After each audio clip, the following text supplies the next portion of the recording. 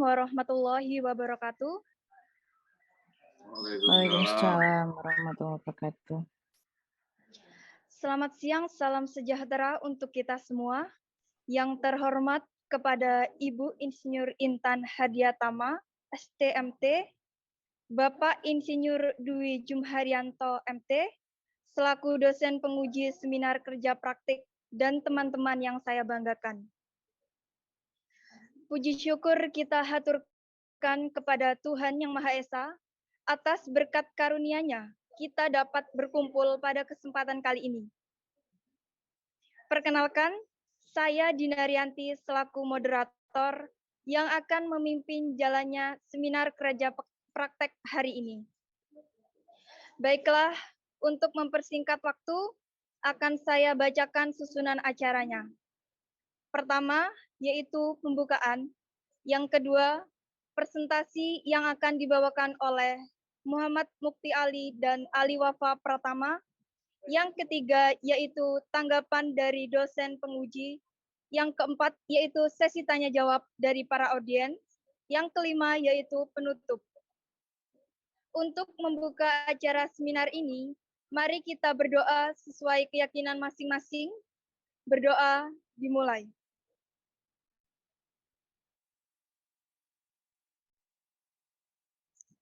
Berdoa selesai.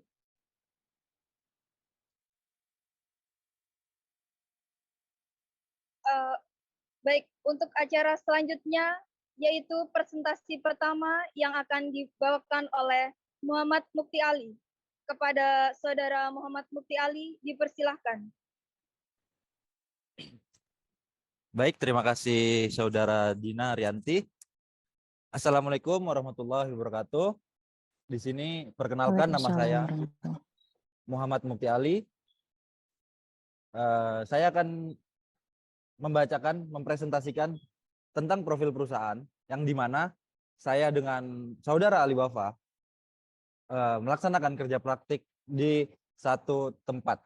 Jadi untuk mempersingkat waktu, jadi profil perusahaannya akan dibacakan secara satu kali oleh saya sebelum memasuki presentasi dari pembahasan laporan saya. Untuk profil perusahaan sendiri,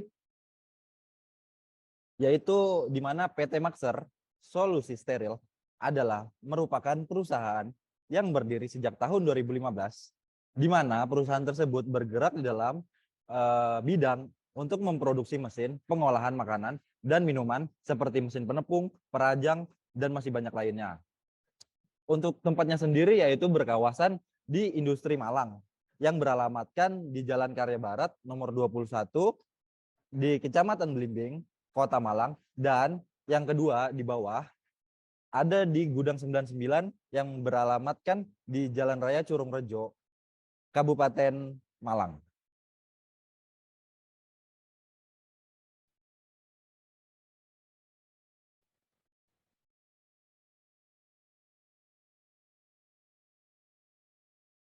Untuk sejarah perusahaannya sendiri, di mana perusahaan ini didirikan oleh pemuda bernama Hadi Apriliawan dengan membuat CV inovasi anak negeri dengan founder PT Royal Group pada awal tahun 2007. Produksi awal dari PT Maxer Solusi Steril tersebut berfokus hanya pada mesin pasteurisasi dengan metode kejut listrik atau pensteril susu. Lalu seiring berjalannya waktu, produksi merambah dan semakin lebar hingga pembuatan mesin-mesin untuk dapat membantu, mempermudah, dan memfasilitasi UMKM yang berada di Indonesia. Mulai dari industri, ada juga produksi sabun, dan macam-macam lainnya.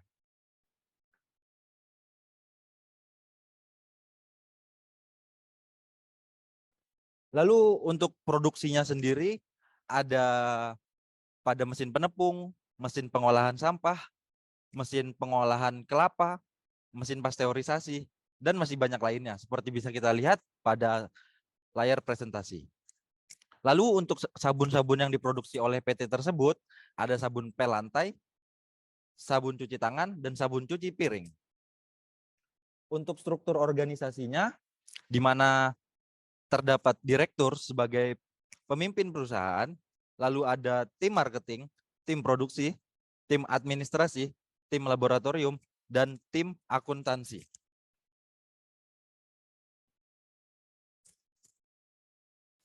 Selamat datang kepada Bapak Dwi Jumharyanto selaku dosen penguji dan dosen pembimbing saya, Ibu Insinyur Intan Hardiatama.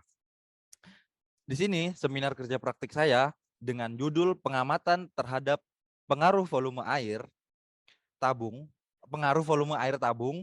waktu, dan heater terhadap tekanan pada tabung vakum evaporator mini dengan medianya itu air di PT Maxer.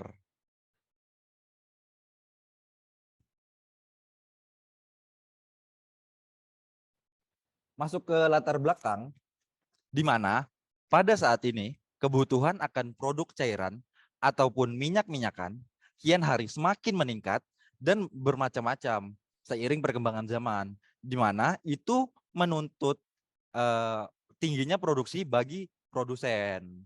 Nah, selera pasar juga dan kebutuhan konsumen juga harus memperbaiki penampilan produk agar semua konsumennya tertarik gitu. Mulai dari tekstur, daya simpan dan lain-lain.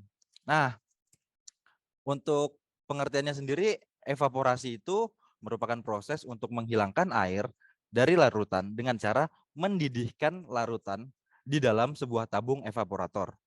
Nah, lalu sedangkan evaporator itu apa sih? Nah, evaporator itu merupakan sebuah alat yang dipergunakan untuk mengevaporasi larutan. Pernyataan tersebut diungkapkan oleh Andrayani pada tahun 2015. Lalu untuk menurut Khairul sendiri pada tahun 2012 menyatakan bahwasanya evaporator vakum atau yang biasa disebut dengan vakum evaporator merupakan mesin yang dipergunakan untuk menguapkan air pada suhu dan juga tekanan yang rendah sehingga dapat mampu menyebabkan kurangnya kadar air dari suatu bahan yang dievaporasi. Nah, untuk itu, makanya pada umumnya itu evaporator vakum itu dipergunakan bagi produk yang bersifat cair seperti halnya madu, sari buah, dan minyak-minyakan ataupun lain-lainnya. Nah, untuk hasil produk terakhirnya sendiri ini akan menjadi lebih kental dikarenakan kadar airnya telah berkurang dalam proses evaporasi ini gitu. Jadi makin meningkatnya konsentrasi atau viskositas larutan. Nah, untuk proses evaporasi ini juga akan memperkecil volume larutan yang dihasilkan dan biaya pengemasannya jadi semakin lebih murah karena membutuhkan tempat yang sedikit gitu. Jadi dengan menguapnya air dan tidak menguapnya padatan akan diperoleh larutan yang makin pekat. Nah, pada pengamatan kali ini menggunakan mesin evaporator vakum dengan proses trial air. Nah, itu untuk mengetahui bagaimana pengaruh suhu, waktu, dan kemampuan pada mesin hisap atau water jet pump terhadap data yang diambil. Nah, berdasarkan semua latar belakang yang saya sebutkan, maka yang menjadi rumusan kerja praktik ini adalah bagaimana pengaruh volume air tabung, waktu, dan heater terhadap tekanan pada tabung vakum evaporator mini dengan medium air. Masuk ke definisi terlebih dahulu, di mana dasar teorinya seperti yang kita sebutkan di latar belakang sebelumnya, bahwasanya evaporasi merupakan serangkaian proses untuk menghilangkan sebagian besar air yang terdapat di dalam bahan dengan cara memberikan panas pada titik didih dengan menggunakan mesin evaporator. Lalu untuk mesin evaporator ini alat yang fungsinya untuk mengubah sebagian ataupun keseluruhan dari sebuah pelarut dari sebuah larutan. Nah, yang mulanya itu dari bentuknya cair menjadi uap dan lebih kental. Seperti itu. Dalam proses evaporator juga menghasilkan uap air yang digunakan untuk membangkitkan proses semula serupa sehingga hasil dari evaporator yang kita inginkan umumnya lebih kental dan larutannya lebih berkonsentrasi. Nah, untuk menurut Supriyatna, di mana ia menyatakan bahwasanya evaporator vakum merupakan evaporator yang bekerja di bawah tekanan atmosfer vakum sehingga titik didih pelarut dapat diturunkan. Seperti itu sebagai dasar teorinya. Lalu memasuki dari komponen evaporator sendiri, di mana spesifikasi alat evaporator vakumnya mulai dari yang pertama, ada bak penampungan air. Nah, bak penampungan air ini gunanya untuk media tempat penampungan dari air yang yang di mana di tempat itu terdapat water jet pump. Jadi mesin jet pumpnya, mesin penyedotnya itu berada di dalam bak tersebut. Untuk kapasitasnya sendiri 50 liter kurang lebih. Lalu yang kedua, ada selang sirkulasi tangki yang dimana gunanya untuk menyalurkan uap dari tabung vakum menuju bak penampungan air yang disedot oleh water jet pump tersebut. Untuk tabung vakumnya sendiri yaitu tabung vakum yang bertipe agitated thin film evaporator, di mana fungsinya sebagai bahan media pemekatan bahan yang akan dievaporasi. Ini sebagai wadah seperti itu. Untuk tekanannya itu vakum, lalu dengan kapasitas 25 liter, dengan temperatur yang disesuaikan dengan kebutuhan, dengan yang dimana terdapat kecepatan motor pengaduknya yaitu 2.800 rpm. Lalu ada juga heater. Nah, heater ini hanya sebagai pemanas dari bahan yang akan dievaporasi. Jadi bahan yang akan dievaporasi itu dapat dipanaskan, dihangatkan sehingga penguapannya lebih cepat. Selanjutnya ada motor listrik. Motor listrik ini itu tuh gunanya untuk menggerakkan atau mengubah energi listrik menjadi energi mekanik sehingga dapat menggerakkan pengaduk. Nah, di dalam tabung vakum sendiri ada pengaduk seperti yang pada gambar nomor 8. Nah, tipe dari motor listriknya ini adalah 1 phase yaitu 220 volt dan dengan kecepatan putarnya itu 2.800 rpm. Di situ juga pada nomor 6 terdapat panel kontrol yang berfungsi untuk mengatur kontrol kelistrikan yang dipergunakan dari mesin tersebut. Sehingga sistem yang berjalan itu dapat sesuai dengan keinginan. Seperti contohnya di situ ada tombol power, pompa, heater, lampu, kontrol suhu, dan macam-macam. Ada juga komponen dari V-belt. V-belt ini memudahkan perpindahan putaran dari dinamo ke gearbox. Yaitu lalu ada pengaduk. Nah, pengaduk ini akan mengaduk cairan yang berada di tabung vakum sehingga proses evaporasinya lebih merata. Jadi ketika panas yang berada di tepi tabung akan diputar ke tengah dan yang tengah akan diputar ke tepi seperti itu. Masuk ke komponen nomor 9 yaitu komponen paling penting dari mesin evaporator yaitu ada water jet pump. Di mana water jet pump ini berfungsi untuk mengalirkan umpan ke dalam evaporator. Jadi dia menghisap ataupun menyedot yang dibantu dengan pompa air. Nah, di mana hasil evaporasi ini akan menuju bak penampungan. Maksudnya uap yang disedot ini akan menuju bak penampungan. Nah, umumnya disebut sebagai pump jet atau water jet gitu. Susunan di dalamnya dari water jet pump ini juga terdiri dari nozzle-nozzle yang berada pada ujung dengan ujung. Lalu ada thermocouple yang gunanya untuk sensor suhu, jadi kita bisa mengetahui melalui panel kontrol itu berapa suhunya saat itu. Ada juga pulley dan bearing untuk membantu memudahkan perputaran. Lalu juga ada pompa air. Pompa air ini posisinya berada tepat di samping dengan bak penampungan air, jadi dia berhubungan langsung dengan mesin jet pump. Jadi dia menghisap melalui itu dengan dayanya setengah HP atau setengah horsepower dengan daya 380 watt. Untuk slide selanjutnya yaitu di mana terdapat tugas khusus dari dosen pembimbing, mulai dari keunggulan dan kekurangan. Di sini saya dapat menjelaskan keunggulan mesin evaporator dan keunggulan proses produksinya, dan juga ada kekurangan mesinnya, lalu ada kekurangan proses produksinya. Di mana keunggulan dari mesin evaporator ini, dia hasilnya itu lebih merata karena pengaduk ini berada di poros berputar yang mengaduk cairan agar tidak terjadi penggumpalan. Lalu untuk keunggulan kedua dari mesin evaporator yaitu mampu beroperasi dalam kondisi bahan yang memiliki tingkat kekentalan yang tinggi. Jadi hasilnya ini akan lebih kental dan dia tetap mampu untuk berproses dengan normal. Lalu selanjutnya keunggulan dari mesin evaporator ini dapat digunakan untuk bahan yang sensitif terhadap panas. Karena apa?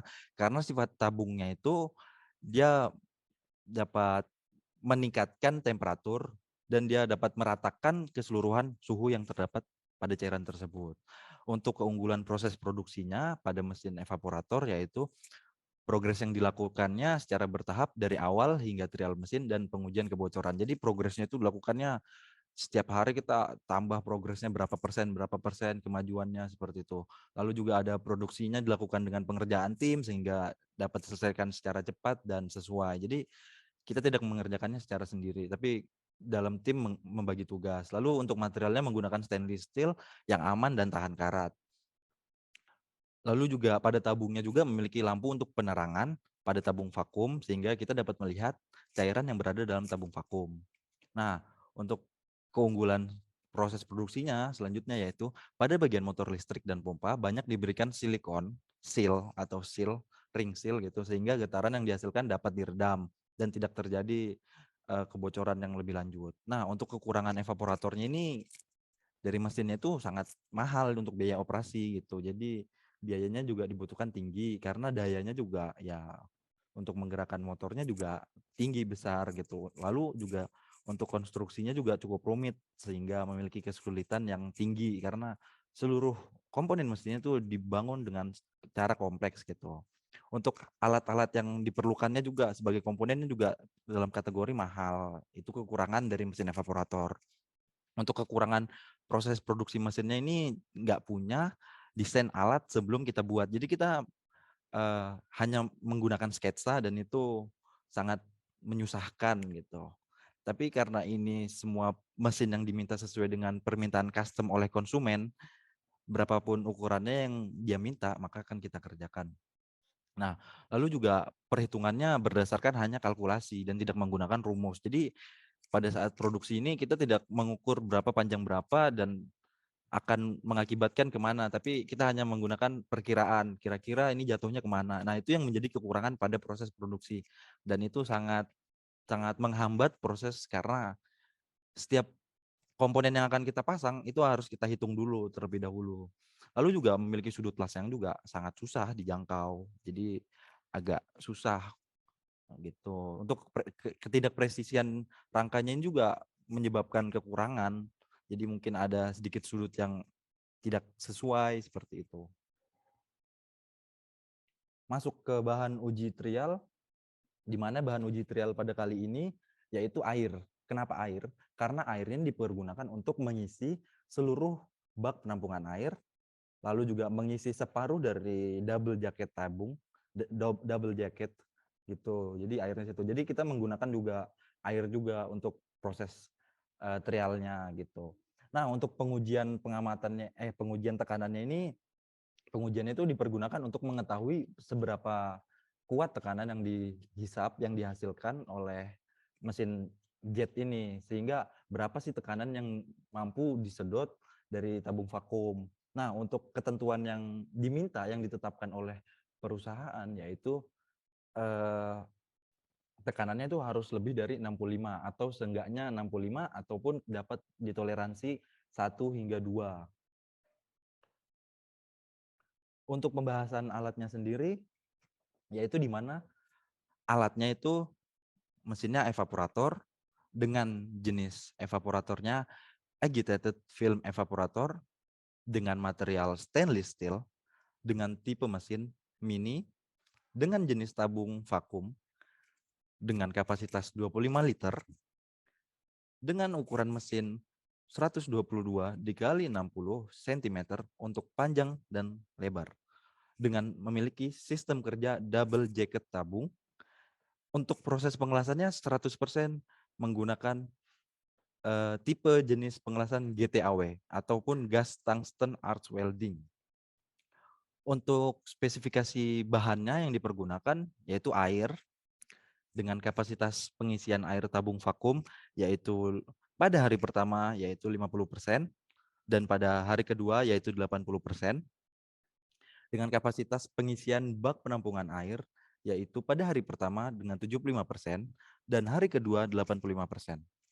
Untuk kapasitas pengisian double jacket tabung sendiri, kita menggunakan 50% sesuai kemampuan dari double jacket tabung tersebut.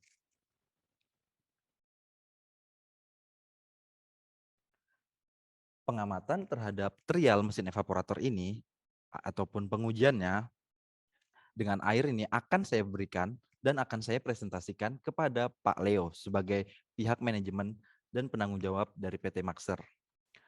Saya akan mempresentasikan apa sih yang terjadi dengan mesin tersebut, apakah terdapat kebocoran, berapa hasil tekanan yang ditampilkan, dan apakah terdapat kendala gitu seperti mesin yang tidak dapat berputar atau apapun itu.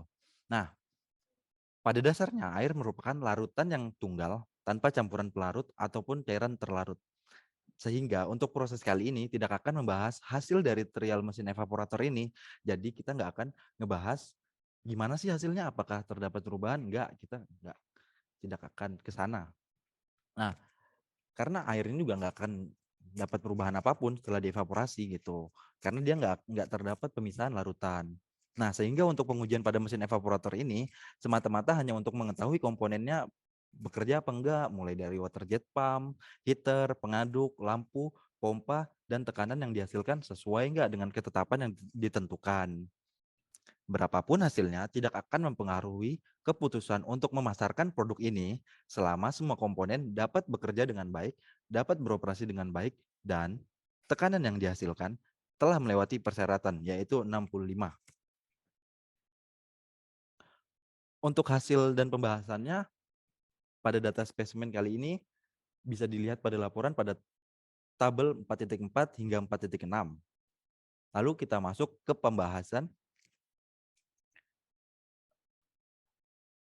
pada pengujian hari pertama, di mana percobaan hari pertama pada hari Rabu tanggal 28 April 2021 dengan volume air tabung vakum. Jadi di tabung vakumnya ini volume airnya 50%. Untuk volume air pada bak penampungannya itu ada 75%. Nah, pengujian pertama ini kita menggunakan waktunya itu 15 menit. Kita menghitung sejak pertama kali mesin dinyalakan. Dan tekanannya mampu mencapai paling tinggi yaitu 67 cm raksa. Untuk tekanan turunnya kita lihat tidak terdapat penurunan. Jadi setelah indikatornya mencapai 67, dia tetap stay di situ dan tidak mengalami penurunan. Nah, lalu kita coba waktu tambahannya berapa sih penurunannya atau kenaikannya gitu. Kita tambahin 10 menit gitu.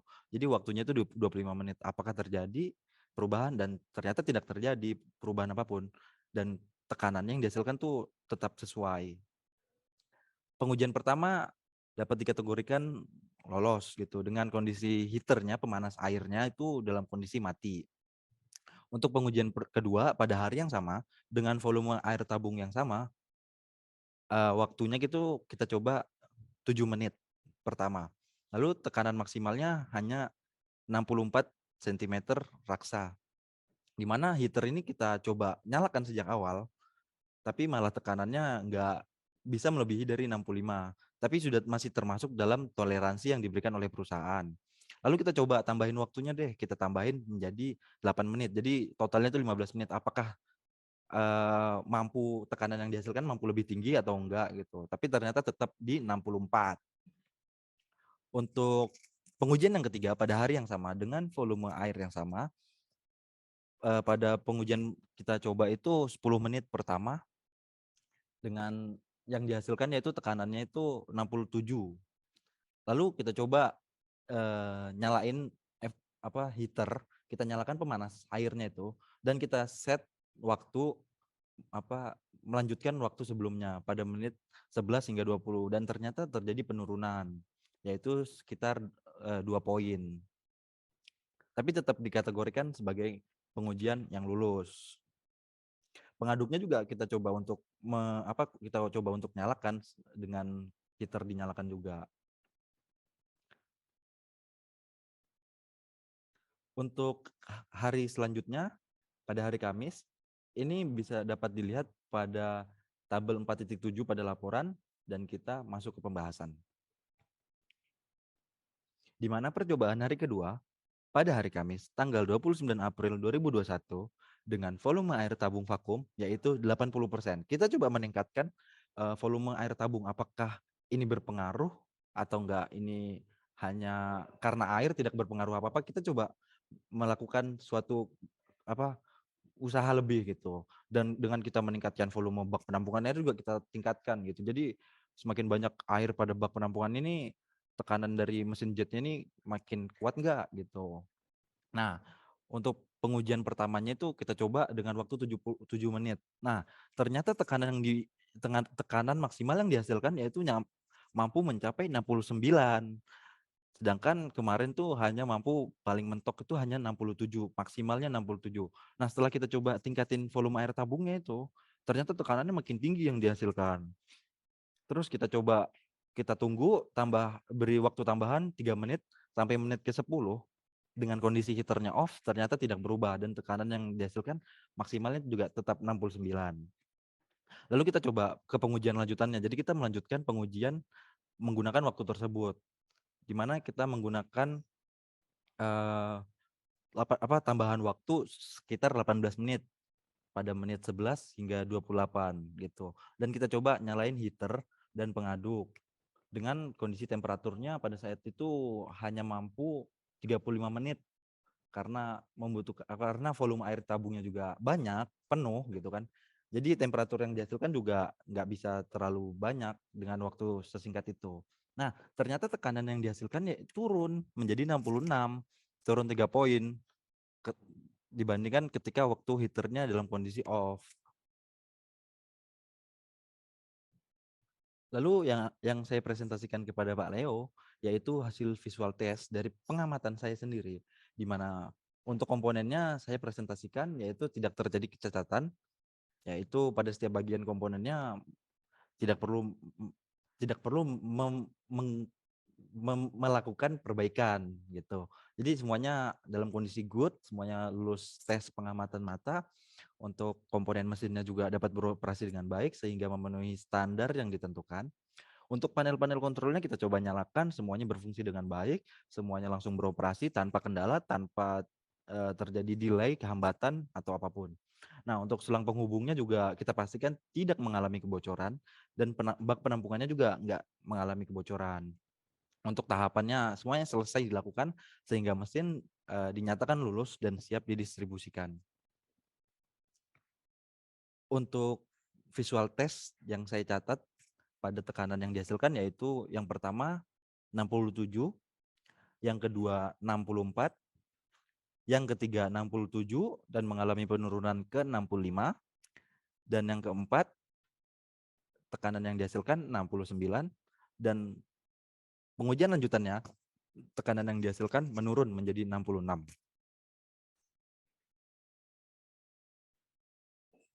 Untuk selanjutnya tugas khusus dari dosen pembimbing yaitu analisis kegagalan produksi.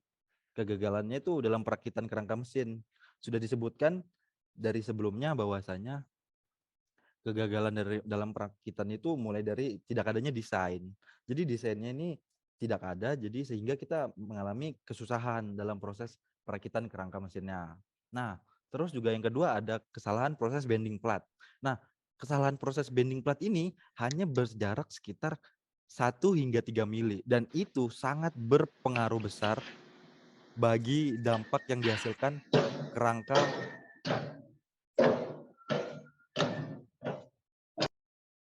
kerangka yang dihasilkan dari mesin evaporator. Walaupun hanya bendingnya salah 1 hingga 3 mili itu membutuhkan proses perbaikan yang sangat panjang. Nah, terus yang ketiga juga ada kebocoran pada bagian water moor. Itu kebocorannya harus dilakukan berkali-kali pengisian bak penampungan gitu. Dan itu membutuhkan proses yang panjang untuk menyelesaikannya. Karena ketika kita isi bak penampungannya ternyata bocor, kita harus kuras sampai kering, baru kita bongkar, kita perbaikin, terus kita isi lagi, ternyata masih bocor, kita perbaikin seperti itu hingga akhirnya kita menemukan solusi yaitu menggunakan TB hasil yang lebih banyak dan menggantinya dengan yang baru. Terus ada juga kegagalan produksinya itu dari ketidakmampuan dalam menghisap tekanan dalam tabung vakum. Jadi mesin jet pumpnya ini mengalami revisi selama 3 hingga 4 hari untuk perbaikannya karena tekanan yang dihasilkan hanya berkisar 30 hingga 40. Jadi nggak bisa lebih dari 50. Hanya 35, 39, 36, 40 berapa gitu. Jadi itu mengalami perbaikan selama 2 hari atau panjang perbaikannya karena komponen di dalamnya juga membutuhkan perbaikan ulang. Lalu juga ada ketidakakuratan dalam komponen water jet pump. Ini yang mempengaruhi dari ketidakmampuan dalam menghisap tekanan karena ada komponen yang lebih panjang sehingga kemampuan hisapnya lebih kecil. Terus juga ada tidak memiliki desain penyangga tutup tabung. Jadi tutup tabungnya itu sudut yang dihasilkan tuh seharusnya 120 tapi malah ke 90, malah kelebihan. Dan juga desain penyangganya juga bukannya malah menutup dengan rapat, malah membuat tutup tutup tabungnya itu malah lebih terbuka, malah tidak bisa menjadi vakum seperti itu. Terus juga ada kebocoran pada akrilik. Terus juga akriliknya ini pada bak penampungan airnya tuh jadi sepaket dengan watermur. Jadi pada saat bocor satu ternyata dua-duanya bocor dan langsung mengalami perbaikan. Nah, yang terakhir itu analisis kegagalannya yang menjadi masalah utama yaitu desain gambar 2 dimensi atau gambar tangannya itu baru ada setelah mesin selesai produksi.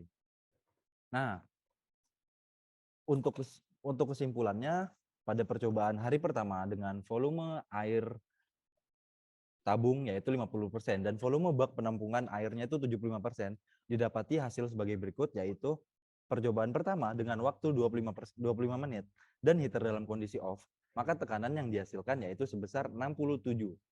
Lalu untuk percobaan kedua dengan waktu 15 menit dan heater dalam kondisi on, maka tekanan yang dihasilkan yaitu 64. Dan untuk percobaan ketiga pada hari yang pertama dengan waktu 20 menit dan heater dalam kondisi menyala sejak menit 11 hingga 20 dengan temperaturnya itu yaitu 37 derajat Celcius, maka tekanan yang dihasilkan yaitu mengalami penurunan dari 67 menjadi 65. Untuk percobaan hari kedua dengan volume air tabung 80% dan volume bak penampungan air menjadi 85%, didapati hasilnya sebagai berikut. Dengan percobaan pertama dengan waktu 10 menit dan heater dalam kondisi off, maka tekanan maksimal yang dihasilkan mencapai 69. Lalu dengan mencoba menyalakan heater dan pengaduk pada menit 11, yaitu mengalami penurunan sejumlah 3 poin dengan kondisi temperatur suhu air yaitu 35 derajat Celcius. Jadi pengaruh volume air tabung dengan heaternya itu juga, jadi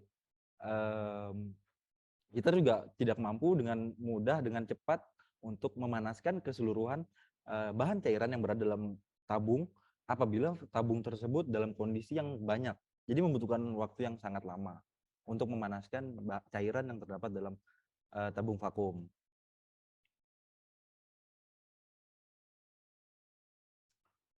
Untuk saran-saran yang harus saya sampaikan kepada pihak Maxer yaitu harus memiliki sketsa, seenggaknya sketsa 2 dimensi dengan ukuran dan perhitungan yang telah tersedia. Jadi kita nggak perlu ngukur dari awal semuanya. Untuk setiap komponen yang mau kita pasang kita harus ngukur di mana posisinya, di mana tempatnya gitu. Dan seenggaknya haruslah untuk sebuah perusahaan memiliki desain 3 dimensi sehingga untuk proses produksinya lebih mudah. Dan PT Maxer juga harus memiliki alat untuk mendeteksi kesalahan dalam produksi sehingga dapat dengan mudah mengetahui apabila terdapat kegagalan. Contohnya kita tuh dapat mengetahui kebocoran. Jadi kita nggak perlu mengetahui kebocoran dengan kita mengisi bak penampungan sampai penuh, ternyata bocor dan kita harus kuras sampai kering baru kita perbaiki. Itu kan membutuhkan proses waktu yang lama, jadi buang-buang waktu. Terus juga memiliki inspeksi terhadap quality control. Jadi seenggaknya apabila produk akan dipasarkan harus melewati tahap QC terlebih dahulu. Lalu selanjutnya ada dalam memproduksi mesin, terlebih lagi water jet pump. Water jet pump ini menjadi mesin pompa, mesin jet untuk menghisap gitu kan. Jadi seenggaknya ada perhitungannya terlebih dahulu lah gitu. Seenggaknya semuanya melalui tahapan riset sebelumnya, enggak waktu proses pengujian ternyata enggak kuat, ternyata gagal, terus harus diperbaiki saat itu juga, seperti itu.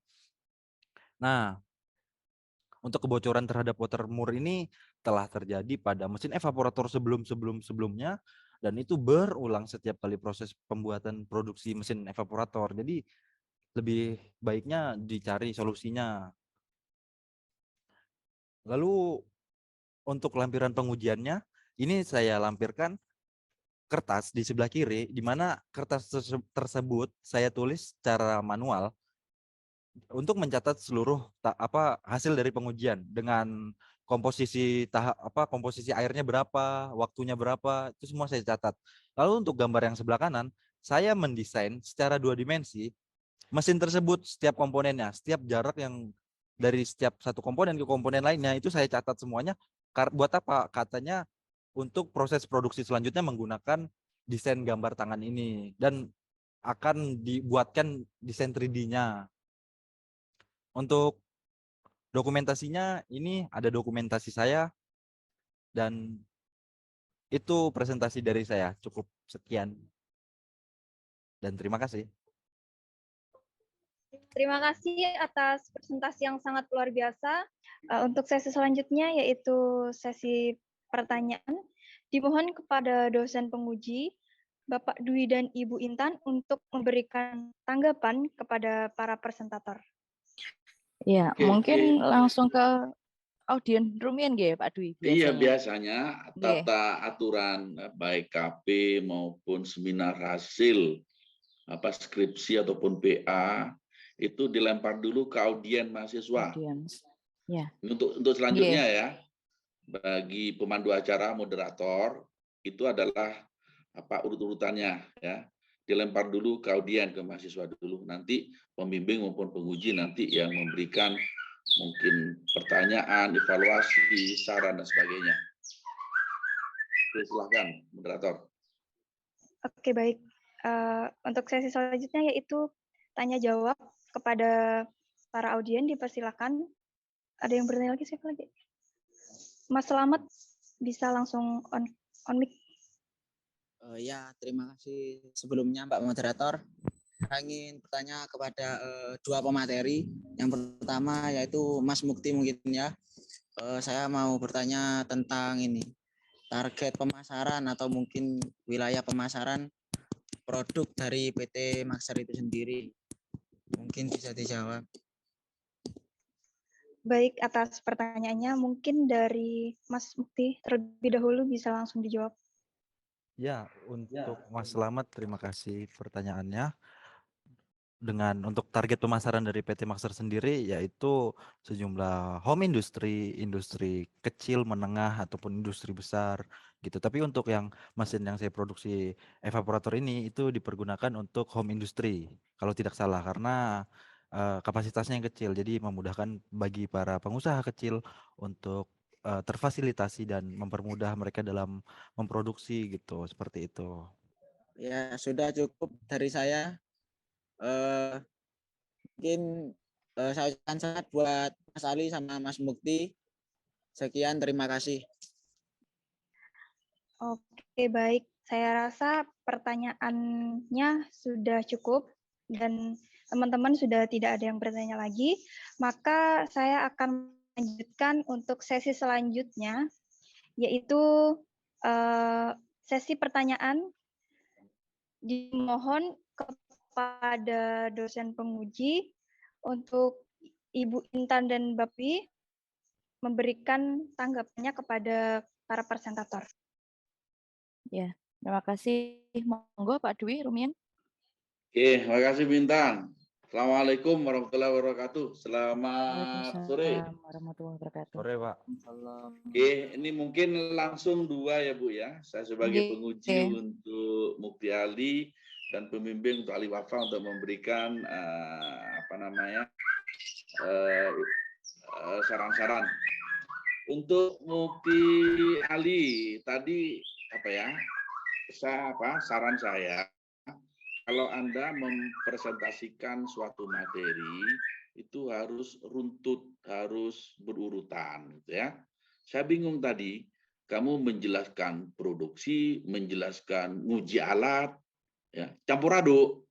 Jadi sebisa mungkin kamu bikin alat dulu kalau kamu memang bikin evaporator. Setelah itu alatnya udah selesai, kamu uji. Jadi jangan dicampur aduk supaya apa?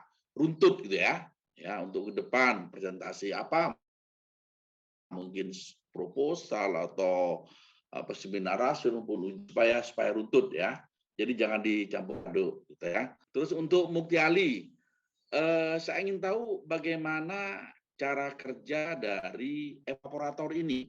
Ini kamu di laporannya juga tidak terlalu jelas gitu ya cara kerjanya. Misal saya punya minyak kayu putih hasil destilasi, tapi masih kandungan airnya cukup tinggi. Katakanlah misalnya kadarnya sekitar 90% misalnya, sisanya adalah air. Bagaimana supaya kandungan airnya tadi bisa 0%? Nah, bagaimana cara kerja dari alat evaporator ini ya untuk membuang 10% kandungan air yang terdapat pada minyak kayu putih misalnya. Seperti apa? Karena tadi saya bingung karena ada air dimasukkan 75%, 80%. Lah gimana kalau ini betul-betul digunakan untuk sebuah produk ya, memproses produk, seperti apa caranya? Saya akan membacakan prinsip kerjanya terlebih dahulu ya. Jadi prinsip kerjanya itu dia mempunyai 2 prinsip dasar. Jadi di mana dalam proses untuk menukar panas dan untuk memisahkan uap yang terbentuk dari cairan. Nah, sehingga panas ini air ini yang panas yang dipanaskan tuh menguap jadi dapat terbuang, dan terbuangnya tuh tersalurkan menggunakan selang menuju bak penampungan air. Nah, bagaimana mengetahui cara menghilangkan airnya itu kan kita kan pertama mengetahui prinsip kerjanya itu kalau misalkan di mana tingkat panas yang diserap dari benda ke cairan yang berada dalam pendingin evaporator. Maksudnya itu cairan pendinginnya itu air yang berada dalam bak penampungan. Jadi tingkat panasnya itu diserap dari benda yang berada dalam tabung untuk disalurkan ke dalam bak dengan dihisap menggunakan mesin jet pump gitu. Lalu prinsip yang kedua yaitu tingkat di mana gas tekanan rendah akan dihisap dari evaporator ke kompresor menggunakan pompa tersebut untuk dialirkan. Jadi untuk mengetahui. Jadi, coba gini loh, kalau ada gambar skema secara skematis ya. sudah. Katakanlah saya punya alat evaporator, saya punya sebuah fluida, contoh tadi minyak kayu putih, tapi kandungannya masih ada kandungan airnya. Ya 10 liter minyak kayu putih saya masukkan seluruhnya ke dalam evaporator atau ya apa? Ya, jadi kalau misalkan ada bahan cairan dimasukkan. Mukti, tolong kalau ada gambarnya di share screen saja sambil dijelaskan. Kalau skemanya secara skematis lah, tidak harus gambar beneran. Atau mungkin skema hasilmu oret-oretan kemarin itu yang kamu scan misalkan, atau yang ada di laporan, coba. Enggak, kalau untuk skema kerjanya tidak saya lampirkan. Enggak ada. Karena itu tuh jadi untuk proses untuk memisahkan airnya tuh jadi gambar alatnya ada enggak? Gambar alatnya ada di ini. Ini yang saya gambar. Coba ditunjukkan. Nih. Jadi pada mesin yang bentar. Coba diperbesar dulu, di zoom ini. in. Nah, pada tabung ini jadi dibesarkan, di zoom dulu Mukti. Dibesarkan. Dibesarkan lagi. Lagi ya. Nah, jadi pada tabung sebelah kanan ini kan ini tabung vakum. Tabung vakum, evaporator vakum. Lalu di bawahnya itu terdapat motor untuk menggerakkan pengaduk. Lalu di situ terdapat komponen heater. Nah, kalau apabila tabung vakumnya ini dipanaskan, otomatis bahan yang di dalamnya juga akan panas. Nah, lalu airnya itu akan terpisahnya by uap menjadi uap panas. Tapi larutan yang campuran larutannya itu tetap di situ. Cuma hanya coba disorot ya? Ditunjukkan dengan kursor di sebelah mana. Kursor kamera ya. Nah, oke. Jadi yang dimasukkan ke katakanlah itu tangki gitu ya. Ini tabung evaporator. Itu adalah fluida atau ya contoh minyak kayu putih misalnya, saya punya minyak kayu putih harus saya masukkan ke sana semua. Ya. Tanpa ada, karena tadi ada penjelasan tentang dimasukkan air dan sebagainya. Oh, jadi ini gini Pak. Jadi ini yang dimasukkan ke tangki ini, ya, yang ada pengaduknya ini adalah murni material yang akan kita contoh tadi kalau minyak kayu putih yang akan kita proses gitu ya. Ya, Full di seperti sini itu. adalah minyak kayu putih berarti nanti ya. Ya, Yang ada di dalam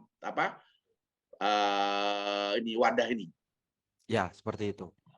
Oke, Kalau oke, untuk oke. yang berada di bak penampungan ini semuanya full air karena di sini ada water jet pump, di sini ada mesin pompanya gitu penyedotnya. Nah, itu tuh semuanya harus terendam, seluruh permukaan mesin jetnya ini harus terendam oleh air gitu. Jadi dia terhubung Baik. ke pompa. Jadi nozzle-nya masing-masing terdapat 3 kalau tidak salah. Satu menuju selang ke atas, satu ke samping menuju tepian dari Oke. tabung bak Oke, penampungan. ya udah saya paham ya. Ya. Oke, saya udah paham ya. Jadi uap air, contoh kalau saya tadi berikan contoh minyak kayu putih ya, airnya nanti menguap gitu ya.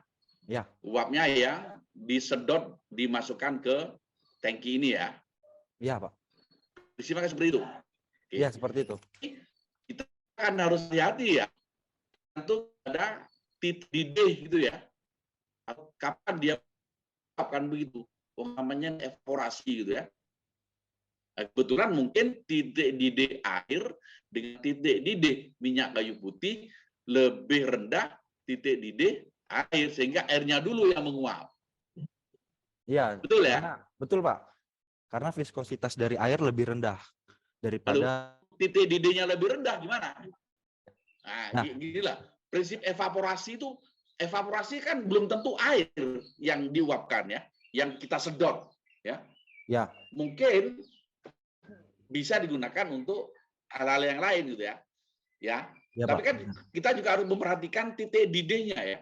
Titik didih dari katakanlah kita hanya batasi ada 2 fluida, ada 2 macam cairan di sana ya. Ya, baik. Kebetulan tadi mungkin minyak kayu putih jelas titik didihnya lebih tinggi dibandingkan dengan air. Sehingga sebelum minyak kayu putih mencapai titik didih, air sudah mulai mendidih sehingga mulai menguap. Tapi kalau misalnya sebaliknya, gimana ini? Kalau sebaliknya, itulah. Bisa nggak dilakukan dengan evaporasi? Artinya apa? Bahan yang kita inginkan itu ternyata titik didihnya lebih rendah. Untuk evaporasi itu kan ada banyak, Pak, jenis tipe mesin evaporatornya. Jadi tergantung sesuai kebutuhan. Ada yang bukan begitu. Itu kan dasarnya kan titik didih yang dipakai. Ya. Dia menjadi uap sehingga uapnya bisa dipilah, dipisahkan. Kebetulan airnya yang menguap lebih dulu. Karena kita menginginkan minyak kayu putih. Seandainya saya balik itu loh. Minyak kayu putihnya titik didihnya lebih rendah dibandingkan dengan air misal, kan nanti yang menguap duluan kan minyak kayu putihnya. Seandainya titik didih minyak kayu putih itu lebih rendah dibandingkan dengan air. Apa bisa juga proses evaporasi ini dilakukan untuk hal yang saya berikan ilustrasikan barusan. Kan jadinya nanti ya, kalau prinsip yang kamu jelaskan, bahan yang diinginkan, katakanlah minyak atsiri misalnya, supaya murni, akan tetap terletak di dalam wadah yang ada pengaduknya kan? Ya.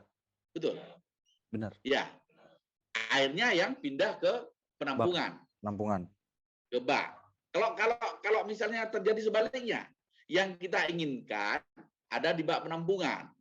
Karena titik didihnya lebih rendah dibandingkan dengan fluida yang bercampur tadi. Apa bisa seperti itu? Kamu kan orang S1 kan juga harus mikir. Iya, Pak. Baik. Saya akan coba menganalisa sedikit. Nah, kalau misalkan kan evaporasi ini air duluan yang menguap. Bagaimana kalau sebaliknya? Kalau yang tidak menguap air tapi malah bahannya gitu kan. Tapi yang menguap duluan minyak kayu putihnya. Ya. Sehingga ada di bak penampungan. Objek cairannya gitu kan. Nah, kalau yang saya alami di Maxer ini sudah kedua kalinya saya buat mesin evaporator gitu kan. Menurut saya karena kalau yang bahannya yang menguap itu tidak mungkin karena kandungan persentasenya yang berada di tabung itu lebih banyak si objeknya dibandingkan airnya. Airnya itu hanya sedikit, misalkan berapa sekian persen. Jadi kalau yang untuk lebih menguapnya sepertinya untuk kondisi kandungan yang lebih banyak kandungan minyaknya tetap akan yang lebih itu yang sedikit komponennya di situ. Jadi dia dengan tekanan yang besar dia menghisap sebagian air yang sedikit. Tapi kalau untuk cairan yang banyak dia akan teraduk terus memanas. Jadi dia nggak akan terhisap ke sebelah ke bak penampungannya. Seperti itu Pak dari analisa saya. Oke, ya kalau kita tahu apa raw materialnya, kandungan airnya lebih sedikit, tapi kan kita kadang-kadang nggak tahu kan itu ya. Mungkin menurut saya mungkin secara apa teoritis bisa itu. Ya seperti kita destilas apa penyulingan apa namanya? Minyak bumi. Ya, teknologi yang lama ya. Kilang-kilang apa menjadi premium, menjadi pertamax, menjadi itu kan berdasarkan temperatur dulu ya, teknologi lama menggunakan itu ya, yang temperaturnya titik apa didenya lebih rendah dia akan akan terbentuk dulu kan begitu. Itu teknologi lama. Kalau sekarang udah bukan itu. Teknologi Seperti yang prinsip teknologi cracking. termo itu loh. Ya, menggunakan teknologi cracking. Nah, yang teknologi untuk apa? Pembuatan minyak dari minyak bumi. Oke. Terus yang kedua, ini produknya ini yang dibuat di perusahaan ini job order atau mass production. Custom. Produksi massal atau job order. Custom production. Mass production ya. Custom production. Ya, maksudnya apa? Dia tidak bukan, tapi dia juga bisa menerima job order gitu ya. Job order bisa, custom bisa, massal bisa. Tapi sayangnya kenapa kok tidak ada gambar tekniknya gitu ya? Perusahaan tadi yang kamu katanya nggak ada, hanya pakai apa? sketsa saja. Iya. Ya kenapa? Enggak, jadi gini Pak. Di mana-mana sekarang gambar teknik, apalagi apa? Orang bekerja kalau nggak ada gambar tekniknya kan repot gitu. Jadi begini Pak. Dulu waktu awal pertama di situ memang saya dan tim pekerja di situ memang pernah membuat evaporator, tapi dengan jumlah yang kapasitas lebih besar, 2 kali lipatnya. Dan itu sudah ada. Iya. Tadi kamu jelaskan apa berdasarkan sketsa saja, nggak ada gambar teknik. Iya, jadi nggak ada apa gambar 2 dimensi, Mungkin apalagi gini, 3D-nya. Mukti, maksudnya Pak Dwi, tolong kamu jelaskan kamu di sana itu di bagian apa? Apakah kamu juga istilahnya seperti di bagian engineering seperti kemarin itu siapa? Rais ya? Yang bagian gambar-gambar. Nah, kamu juga termasuk di situ atau tidak? Atau hanya langsung bagian production, tapi kamu dipaksa dari mendesain sampai membuat gitu. Coba dijelaskan aja ke Pak Dwi. Jadi begini Pak, dulu karena gini, saya nggak yakin kalau itu perusahaan nggak punya gambar teknik tentang benda yang akan buat, nggak mungkin, pasti ada. Jadi begini, kamu Pak, salah apa? Kurang mengamati aja di sana. Enggak Pak. Karena nanti perusahaan akan tersinggung. Ada saran supaya apa? Dibuatkan gambar 2 dimensi, 3 dimensi. Padahal di perusahaan sudah ada. Baik Pak. Kan percuma kamu memberikan saran seperti itu. Jadi begini Pak. Karena saya tidak yakin kalau apalagi membuat produk evaporator, itu pasti ada gambar tekniknya lah, ya. Boleh. Ada gambar proyeksinya pasti ada dia. Kalau di Maxer memang kemarin ada bagian anak-anak yang diminta bagian engineering itu ya, khusus untuk mendesain, menggambarkan dengan software. Jadi nanti ada gambar tekniknya. Nah mungkin ini Mukti, ini gimana kasusmu kemarin ini? Yang case yang kamu kerjakan sekarang ini. Gambarnya apa? Ada, tapi dari kamu apa belum ada gambarnya, minta, kamu suruh buat. Ya, seperti itu maksudnya Pak Dwi. Dari mendesain dari gambar sampai menjadi produk. Enggak, jadi seperti ini Pak. Rancang bangun ya. Enggak, saya jelaskan sedikit. Memang waktu ini sebelumnya kita ini magang di kabupaten, di kantor kabupaten di Kepanjen, Kabupaten Malang. Waktu pertama kali kita diminta untuk membuat mesin, kita tuh cuma gambaran seperti ini. Aduh, bentar. Backgroundnya tidak terlihat. Nah, seperti ini, nggak Pak. ada gambar tekniknya ya? Nggak ada, Pak. Memang nggak ada karena ini nih baru pertama kali kita yang buat yang versi mini. Sebelumnya kita bikin yang besar. Semuanya itu baru kita hitung. Oke. Posisi knalpot, posisi Oke. Nah, maksudnya begini, itu di dalam proses produksi apapun gitu ya, skala besar, skala kecil, pasti ada gambar tekniknya, pasti ada. Gitu ya. Jadi menurut saya akan tersinggung nanti perusahaan kalau kamu nyarankan supaya dibikin gambar 2D, 3D itu. Mereka udah punya untuk produk-produk tertentu, apalagi yang mass production gitu lah ya.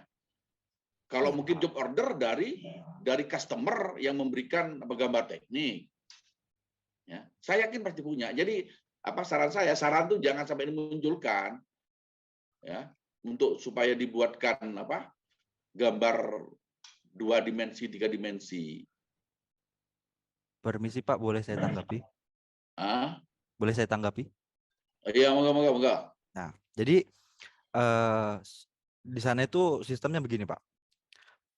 Pengalaman dari proses produksi sebelumnya itu digunakan patokan untuk produksi sebelumnya. Jadi memang benar kata Bapak, semua perusahaan itu memang punya desainer, punya skater gitu kan. Tapi itu baru ada ketika mesin ini selesai Pak. Ketika waktu kita pindahan ke kantor yang mesin selesai baru ada gambarnya. Iya. Loh. Benar enggak? Itu ya. Siklus produksi yang salah itu. Kamu udah belajar manajemen produksi belum? Pak, itu bukan ketentuan saya, Pak. Oh, gini, Pak. Mau menambahkan boleh, Pak? Mungkin Ali Wafa bisa menjelaskan. Oh, gini. Sebelumnya saya cuma menambahkan sedikit ya, Pak. Dari pihak PT Maxer-nya sendiri sebenarnya dari divisi desain lah itu sebenarnya belum ada. Seperti itu, Pak. Baru terbentuk setelah si Mukti ini tadi kan membuat mesin evaporator. Nah, setelah mesin itu jadi, baru terbentuk divisi desain. Awalnya itu tidak ada divisi desain di sana, Pak. Jadi sama sekali tidak ada data untuk gambar 3 dimensi dan dimensinya. Seperti itu. Mereka itu nanti kalau kita kayak perumahan aja, kayak pinggir jalan aja kalau kayak gitu. Ya benar-benar, soalnya gini Pak, mereka itu kan mainnya itu kan custom. Nah, customnya itu semisal dari walaupun custom itu job order, custom tuh pasti. Coba kamu ya, ini saya meluruskan, Anda jangan ditiru nanti kalau Anda menjadi bos gitu ya. Menjadi pemilik perusahaan, jangan ditiru. Coba Anda lihat di National Geographic kalau nggak salah atau Discovery Channel misalnya ya, bikin custom untuk motor gede, moge, gambar tekniknya ada, mengupgrade mobil-mobil lama, ya, menjadi tampilan yang ceper yang gambar tekniknya ada. Ya. Nah, ini kan kita pembelajaran gitu ya. Itu menurut saya adalah menjalankan usaha perusahaan yang kurang benar kalau nggak gitu. Ya. Namanya desain produk. Desain produk itu harus pakai gambar teknik. Apalagi Anda anak mesin gitu ya. Desain produk itu pasti ada gambar teknik. Pertama memang gambar artistik, gambar artis. Ya. Gambar artis, freehand. Ya. Tapi nanti begitu udah ini nanti diuraikan menjadi gambar sesuai untuk keperluan proses pemesinan. Lalu kalau nggak ada gambarnya berapa dimensinya, mau mengukur gimana, mau motong bahan gimana? Kalau nggak ada gambarnya, berapa panjangnya ini, berapa diameternya? Ya. Ya Pak, baik. Ya. Ya mungkin pada saat Anda datang, begitu ada saran dari Anda supaya dibentuk divisi desain, ya alhamdulillah kalau itu memang diterima oleh perusahaan. Kalau Gitu ya. yang Rais dulu itu, iya, Nih, Ali Mukti. Oh, Yang Rais itu ini di bagian apa dulu? kalau mungkin Mukti bisa menjelaskan. ya Bu, jadi begini Bu. Dulu memang kita yang di Kepanjen ini Bu, memang kita nggak punya drafter Bu.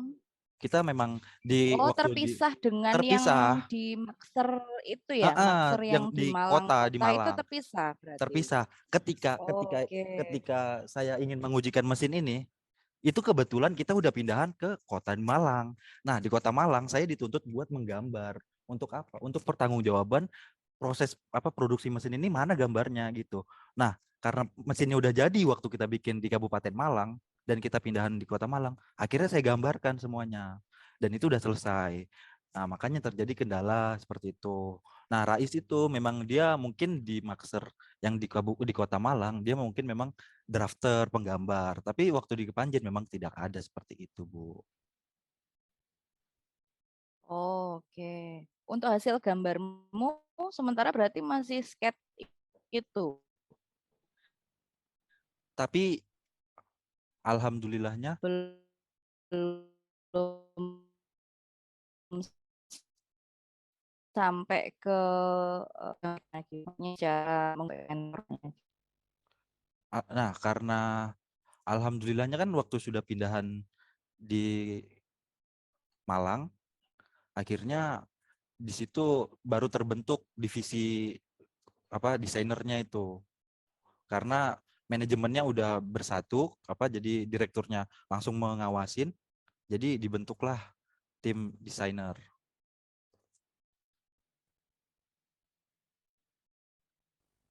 Oh, untuk hasil gambarnya belum ada berarti untuk yang alatmu ini sampai sekarang.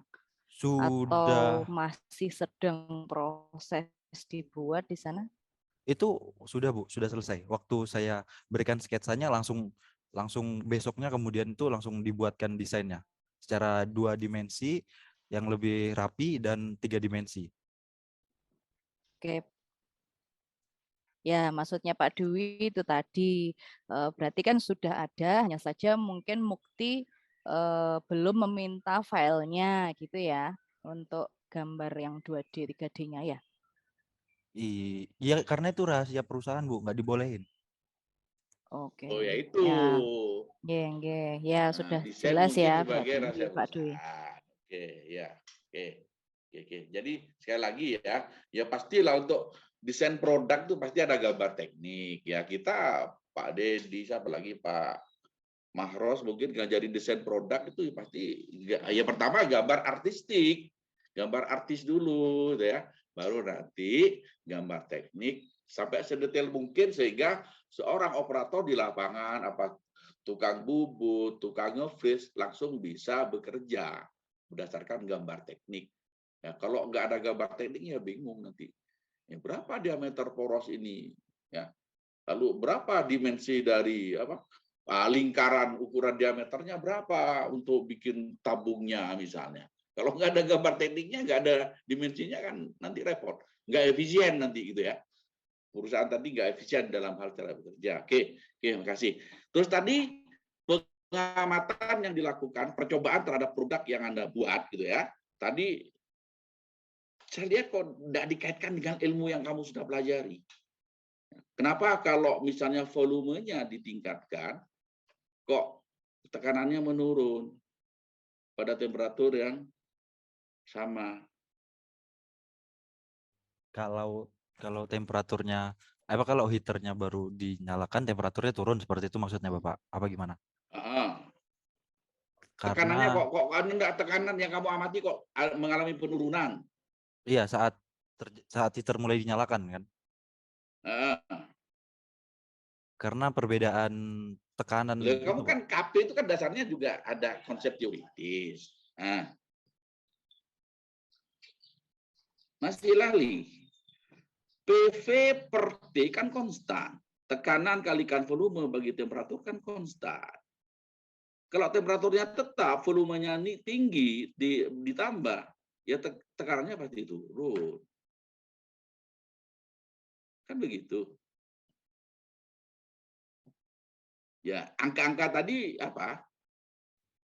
Berbicara, itulah angka berbicara, dan itu sudah ditemukan ilmunya, kan begitu, ditemukan rumusnya, ya. Tekanan kalikan volume dibagi temperatur itu konstan, kan begitu. Ya, baik, Pak. Oke, mulai coba ya. Jadi jangan hanya sekedar apa, bukan seperti anak STM gitu ya, tapi juga kaitkan dengan pengamatan kamu apa dari hasil apa alat yang kamu buat, kamu uji coba. Uji coba ya sesuai dengan apa? Hukum tadi gitu ya. Dengan rumus tadi gitu. Oke. Terus ini mungkin untuk Muktiali udah apa? Cukup ya. Nanti saran saya ada beberapa tulisan ya, redaksinya ya, kurang K ya, kurang U, tolong diperbaiki nanti tulisannya.